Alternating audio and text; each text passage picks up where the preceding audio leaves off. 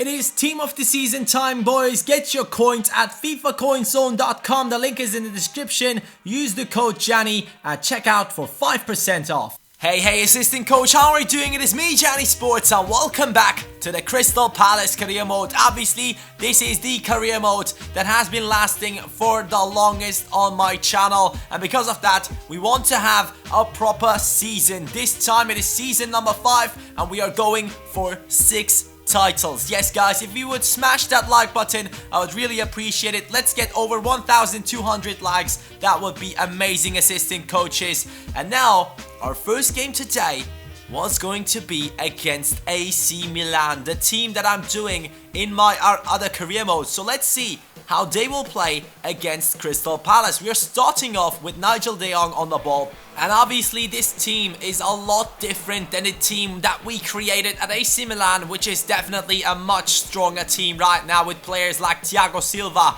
and Aubameyang joining in, and also players like Roberto Firmino have been doing really well as well. Now Mitch McGugan had the first chance. Yes, he is playing in the starting lineup in this game together with Dwight Gale. So we started off really bad actually. They had a lot of chances. AC Milan really pressing up high. Poli now with the pass, he gets it back. He's looking for someone else to pass it to. He passes it back to De Jong, and he tries his luck, and then it will go over Ledesma. Now Bolasie on the right hand side. He will now cross it inside to Mitch McGugan.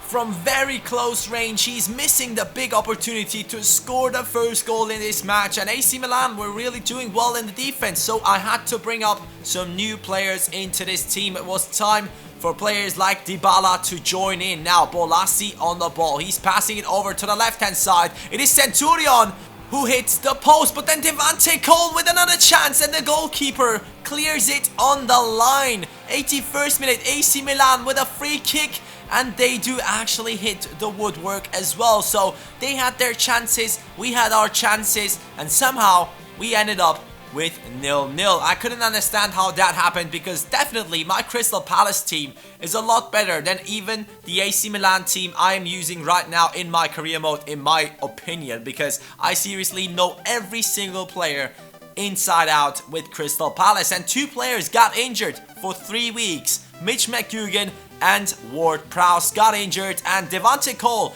was actually playing for Mitch McGugan in this simulation against Aston Villa, and he scored 2 goals. 1 goal for Swift, who is also someone I have to talk about in this episode. I totally didn't realize something about this guy that I just realized, boys. Eric Dien now 7 days injury, so we have 3 players who are out on injury, but Paulsen, he got to an 80. He finally got to an 80 rating. Paulsen, after all the good performances in the last episode especially, he finally got to an 80. I'm really happy to see that. And look at this. Mark Swift is 18 years old, and he's an 80 rated centre midfielder. I totally ignored the fact that he is only 18 years old.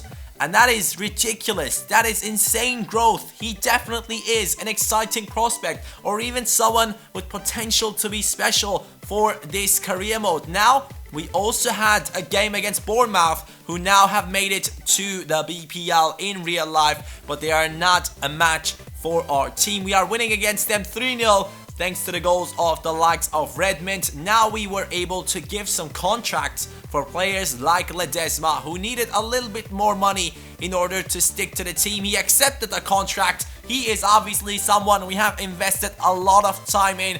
There was a lot of debate going on between Ledesma and Speroni. The decision was really hard, but in the end, we gave Speroni his farewell, and Ledesma took over, and he's doing exceptionally well in the team right now. Spurs in first place, Manchester United and Chelsea are in front of us as well. But if we win this game, we are back in first place, and Swansea City is the team that we have to play against in the BPL, the first BPL match in this episode, and they have actually bought Seferovic from Eintracht Frankfurt. He's a quite decent player in real life as well, but Dybala started off by getting the ball off the defenders, and then he got a free kick for the team. So now we had a free kick right outside the box. At first, I wanted to take it with someone else, but then it was Ozan Tufan who smashed it in the 9th minute already. He never really scores a lot of free kicks, but when I give it to him, he really does well. Normally, it's Højbjerg or Ward-Prowse taking the free kicks, but this time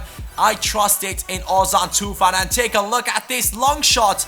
He got very close to score that long shot, and this guy, that was not his last shot on target, boys. Let me tell you this. Now Swansea City coming in with a nice attack, good dribbling in the penalty area, and it will be Lars Stindl from Hanover 96 scoring the goal against us. He actually joined Swansea City as well, so they have gotten 2 players off of the Bundesliga in this season, and they also had Cenk Tosun in the last season. Paulsen hits the post, and now, boys, we had an attack. Dybala with the skill, he's looking for Paulsen. No, he's finding Zaha, and his header goes over the crossbar. It was the 53rd minute as we started this attack. Ozan Tufan loses the ball. Now it is Swansea City getting the ball. No, it's not. Højbjerg on the ball. He passes it over to Ozan Tufan. He tries his luck from long range. And what a goal that is from Ozan Tufan. 55th minute. Definitely a goal of the season contender from him. Ward-Prowse and also Ozan Tufan scoring insane long shots in this season already. And this is the first time that I actually discovered the ability of Ozan Tufan to score long shots. He actually has the best long shot stats in my team, and I have never used it. I'm so disappointed that I really never looked at his abilities like properly. I was always thinking he's an amazing all-rounder, but now I just realized this guy is the best long shot taker in our team. And I need to make use of that. I just said at the start of the episode that I know these players inside out. But let me say this, there are still some hidden talents in these players. Now Zaha with the pass to Paulsen.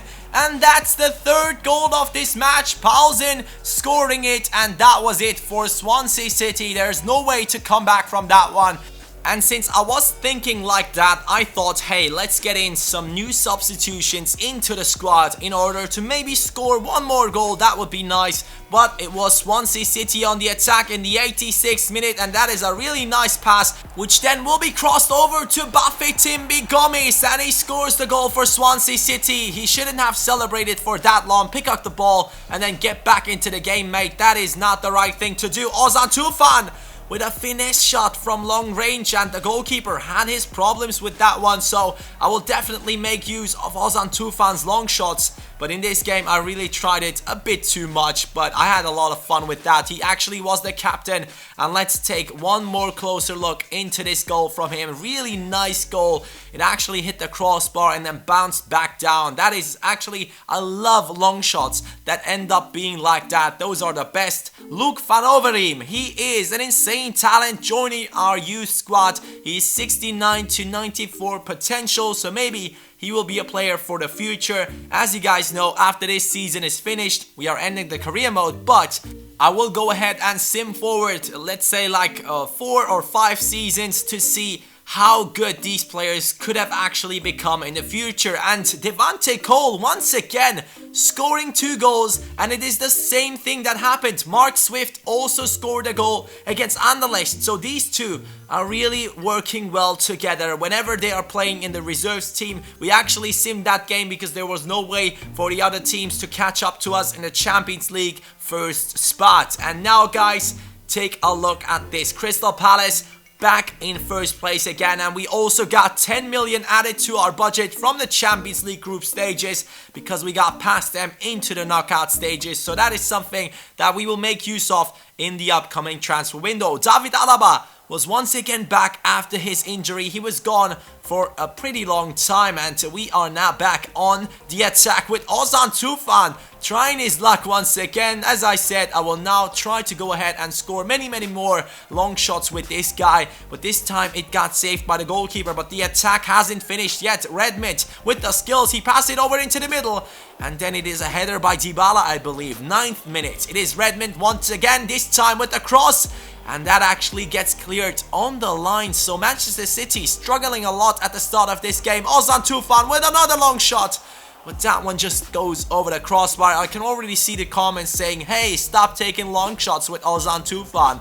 Let me have some fun, guys. But talking about fun, Paulsen actually scores a shit goal. Look at this. The goalkeeper just looks way too small. Let me say that. The goalkeeper, look at him. He's like 5'9". He's way too small for a goalkeeper. And that one just got past him so easily. And Paulsen now receives an amazing pass from Zaha. And he will take this opportunity to hit it onto the post again. He did this twice in this episode, but now Paulsen with that pass over to Dybala. He definitely needs to score a goal, and he actually will finally once again score a goal. The partnership is working well in this one. Paulsen passing it to Dybala. He is then going ahead and scoring the goal in a really nice fashion, smashing it into the top left corner. Now we are leading 2-0 against Manchester City, which I couldn't really believe because they were playing really well, and this is another chance for them to score, and they do actually score it after Silva hits the post. It lands in front of his teammate, who then scores the goal. Dybala, straight after the kickoff, he tries his luck once again. And that will be a pretty close one. The goalkeeper really didn't take care of that one properly, in my opinion. Could have definitely been a goal for our team. Crystal Palace making some changes. The two injured players are back. Ward-Prowse and Mitch McGugan joining back into the team. I wanted to have them back because they were injured, and I really wanted to re-implement them into the squad. And Ledesma just conceded a shit goal. I don't know what happened right there, but it is 2-2 right now. We need the winner. Paulsen's pass over to, I think that was Cole. Yes, Devante Cole joined into the game as well, and he was trying his best to score. Devante Cole now on the ball. He's getting past the first defender and then smashing it onto Rekik, who is actually a great centre-back talent. If you guys haven't tried him out, go ahead and do so. Now Ledesma gets to the cross of Manchester City, and that's the end of this game. 2-2. Really nice comeback from Manchester City actually, but that was a big mistake from Ledesma. He's getting a 5.8 rating, but Paulsen got a goal and an assist, so he's doing quite well again, and I'm really happy that Dybala was able to score. And we started to sim this game, and straight away, like instantly, Mitch McGugan got injured again, and he is gone for, let's see, 3 weeks again. It is probably the same injury that he's having right now, but he'll be back soon enough, guys. No worries about Mitch McGugan. He is always good at coming back into the team and then making an impact. Crystal Palace right now on the same amount of points with Manchester United. Spurs are right behind us, and we have to play against Manchester United in the next episode, guys. I'm really looking forward to that match, and it's really looking nice for Crystal Palace. We are once again back into the first spot, but there is a big problem with this team. We need to score a lot more goals with the likes of Paulsen and also Dybala. These two have not really catched their good form from last season, and they haven't been able to continue it, but we had Paulsen in the second spot of the assist list, so he is kind of doing well in another category, but I do believe that he will be the top scorer in our team at the end of the season. Dybala now on 7 goals, 2 assists, and he has been doing really well. He's a 6.9 average rated player, and Paulsen on a 7.2, 11 goals, 6 assists, and he is really doing well as well, but he is not doing exceptionally well, which is what we need to change. Also, a question to you assistant coaches: who do you believe will be the top scorer in our squad? Will it be Paulo Dybala or Yusuf Paulsen? Let me know in the comments down below. Thank you guys so much for watching, and now enjoy the assistant coaches showcase.